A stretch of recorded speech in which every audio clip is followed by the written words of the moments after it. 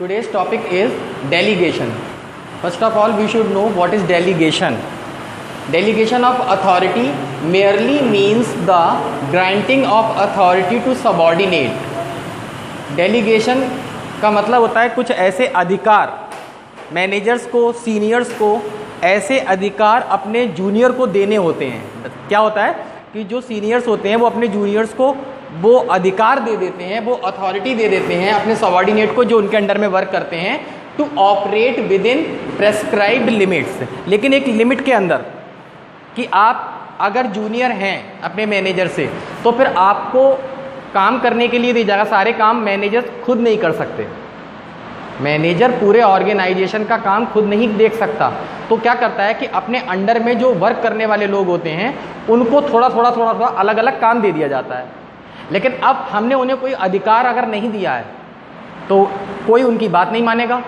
वो अपने अधिकार का जब यूज़ करेंगे तभी वो किसी दूसरे से काम ले पाएंगे, और उनको काम लेने के बाद अपने सीनियर को देना होता है। तो वो अधिकार सीनियर जो अपने जूनियर को देता है वो डेलीगेशन कहलाता है। डेलीगेशन आपके समझ में आ गया होगा कि डेलीगेशन क्या होता है।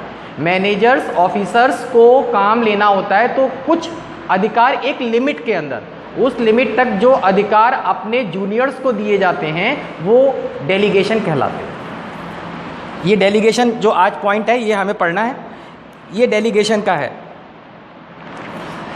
अब हमें ये समझना है कि इसमें अकाउंटेबिलिटी को हमें समझना है कि डेलीगेशन के अंदर अकाउंटेबिलिटी क्या होती है। Delegation is very important process to carry on the work systematically in the organisation. ये डेलीगेशन होने से किसी भी ऑर्गेनाइजेशन में एक काम सिस्टम से हो पाता है, वरना एक ही पर्सन अगर सारे काम करता रहेगा तो वो कर ही नहीं पाएगा अच्छे से, काम छूट जाएंगे या फिर जो होंगे उनकी क्वालिटी नहीं होगी, वो इफ़ेक्टिव नहीं हो पाएंगे, ना तो उनके अंदर एफिशिएंसी होगी और ना इफ़ेक्टिवनेस होगी। तो एफिशिएंसी और इफ़ेक्टिवनेस को बनाए रखने के लिए सीनियर्स अपने जूनियर को अधिकार ट्रांसफ़र करते हैं डेलीगेशन के अंतर्गत, जिससे कि काम अच्छे से चलता है। अब हमें समझना है कि किसी भी ऑर्गेनाइजेशन में ये जो डेलीगेशन है इसकी इम्पोर्टेंस क्या है, ज़रूरी क्यों है, ये क्या इसकी ज़रूरत पड़ गई। अब आप इसको समझिएगा। इफ़ेक्टिव मैनेजमेंट सबसे पहला पॉइंट होता है कि मैनेजमेंट के बिना तो कोई भी ऑर्गेनाइजेशन चल ही नहीं सकता, क्योंकि सब लोग अपनी मर्जी से काम करेंगे। तो इसलिए मैनेजमेंट का रोल बहुत इंपॉर्टेंट होता है किसी भी ऑर्गेनाइजेशन में। मैनेजमेंट इफ़ेक्टिव और एफिशिएंट तरीके से काम कर सके। समझ में आ रही है आपको कि कोई भी काम इफ़ेक्टिव कैसे होता है कि कोई काम किया लेकिन उसका कोई असर नहीं हुआ तो आपका काम करना बेकार हो गया।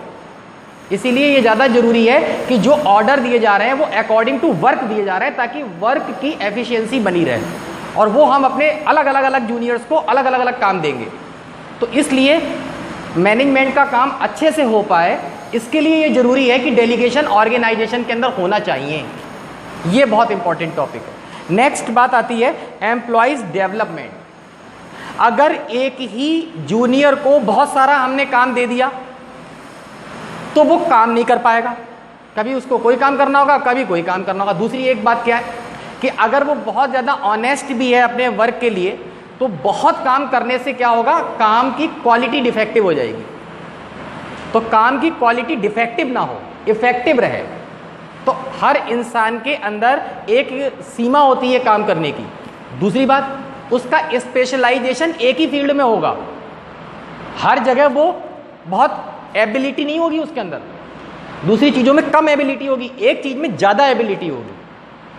तो जिसके अंदर ये देखना पड़ता है ऑर्गेनाइजेशन को कि किस पर्सन के अंदर किस काम को करने की कितनी कैपेसिटी है, कितनी एबिलिटी है, कितनी इंटेलिजेंस है। उस इंटेलिजेंस के अकॉर्डिंग ही काम को मैनेजमेंट देता है। ये मैनेजमेंट का काम होता है डिसाइड करना HR डिपार्टमेंट का कि किस पर्सन से कौन सा काम अगर हम लेंगे तो वो ज़्यादा अच्छा करेगा तो वो दूसरा काम भी, क्योंकि आपने ऑर्डर दिया वो करने की कोशिश करेगा भी, लेकिन उतना अच्छा नहीं कर पाओगे।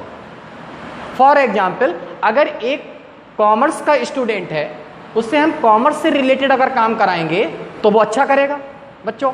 अब हमने उससे फिजिक्स के क्लास में भेज दिया या मैथ्स के क्लास में भेज दिया, तो ऐसा तो है नहीं कि शुरू से NC से लेके और मास्टर्स तक वो केवल कॉमर्स ही पढ़ रहा है, ऐसा नहीं है। उसने इंग्लिश भी पढ़ी है, हिंदी भी पढ़ी है, सारी चीज़ें पढ़ी। मैथ्स भी करा ही देगा, वो थोड़ी बहुत फिजिक्स भी आती होगी, लेकिन वो उसमें स्पेशलाइज्ड नहीं है। लेकिन फोकस उसका किस पे ज़्यादा रहेगा? कॉमर्स पे। जब उसे आप कॉमर्स का काम देंगे, अकाउंटिंग का कार्य देंगे, तो फिर वो बहुत अच्छे से काम कर पाएगा। इसीलिए ऑर्गेनाइजेशन की ये बहुत बड़ी रिस्पॉन्सिबिलिटी बनती है कि किस पर्सन को कौन सा काम देना है। ये आसान नहीं है। ये भी किसी की स्पेशलाइजेशन को चेक करना, और केवल स्पेशलाइजेशन नहीं, उस काम को करने की एबिलिटी भी देख पाना, ये मैनेजमेंट का काम होता है। इसके लिए डेलीगेशन की ज़रूरत भी पड़ती है कि डेलीगेशन को ठीक से अप्लाई करने के लिए ऑर्गेनाइजेशन में मैनेजमेंट को ये देखना पड़ेगा कि आपके किस एम्प्लॉय के अंदर कौन सी ज़्यादा काबिलियत है, एबिलिटी है। क्लियर? ये इससे क्या होता है, जब एक पर्सन अपने काम को करेगा जो उसका काम है, तो वो बहुत अच्छे से करेगा, उसका डेवलपमेंट हो जाता है। क्लियर है मेरी बात? तो एम्प्लॉयज़ का भी डेवलपमेंट होता है। नेक्स्ट पॉइंट आता है मोटिवेशन ऑफ एम्प्लॉयज़। जो काम अच्छे से करना चाहता है और वो उस काम में स्पेशलाइजेशन भी रखता है, वो करेगा तो उसको मोटिवेट होगा। वो मोटिवेट का मतलब उसके अंदर एक ये इच्छा जागृत होगी कि मैंने ये काम किया है तो बड़े अच्छे से हुआ है, उसकी तारीफ होगी, ही विल बी प्रेज्ड, उसकी प्रशंसा होगी, उसकी तारीफ होगी। और उसके कब होगी तारीफ? उसके काम की वजह से। क्योंकि किसी भी ऑर्गेनाइजेशन में पर्सन का काम ही सब कुछ होता है। उसकी फेस रीडिंग नहीं करनी होती है, उसके वर्क रीडिंग करनी होती है। और वर्क रीडिंग होगी और उसको जब आप रिवॉर्ड करोगे तो डेफिनेटली वो उसके अंदर बहुत ज़्यादा करेज आएगा काम को करने की, और वो अच्छे से अच्छा काम करना चाहेगा।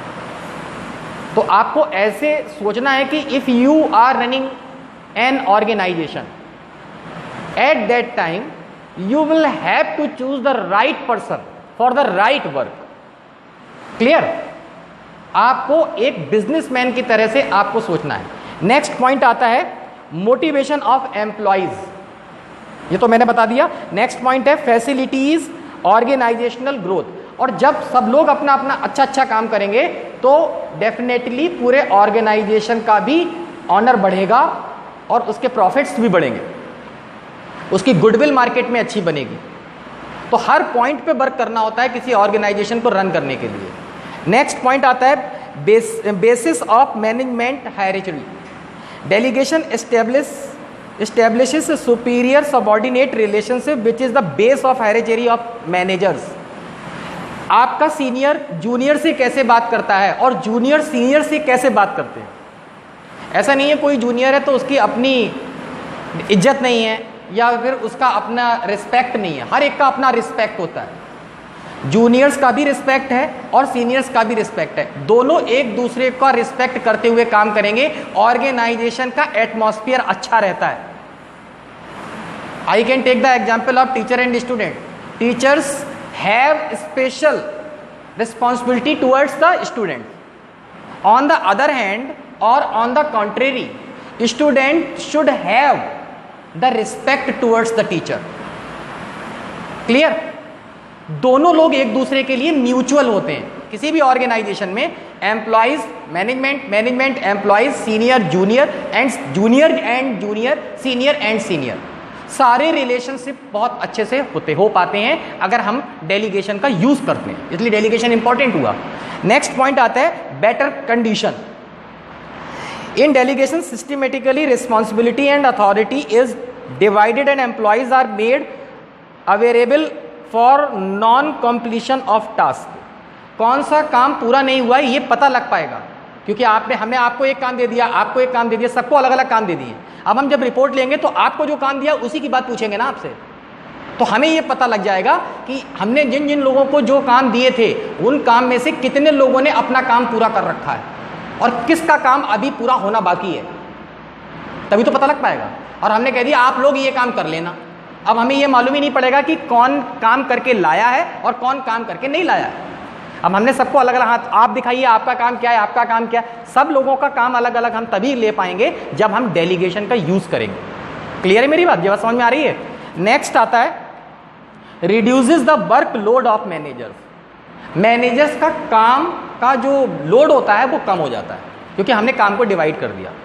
अब हमारा काम ये रह गया है कि जो हमारे हिस्से का काम है वो तो हम करेंगे ही करेंगे, साथ साथ जो हमने काम डिवाइड कर रखे हैं उनको कलेक्ट करेंगे, और अगर वो ठीक नहीं हो रहा है तो उन्हें हमें करेक्ट करके काम ठीक करवा के फिर आपसे काम सबमिट कराना है। तो हमारा काम जो है, जो हमें अपने सीनियर्स को देना है, वो तभी पूरा हो पाएगा। सारा काम हम खुद करेंगे तो वो हो ही नहीं पाएगा। Next, basis of superior subordinate relationship. ये ऊपर वाला पॉइंट जो था उसी से लिंक कर रहा है। इससे जूनियर और सीनियर का रिलेशनशिप भी बहुत अच्छा बन जाता है। ये पॉइंट्स थे डेलीगेशन के इंपॉर्टेंस के। Thank you for today.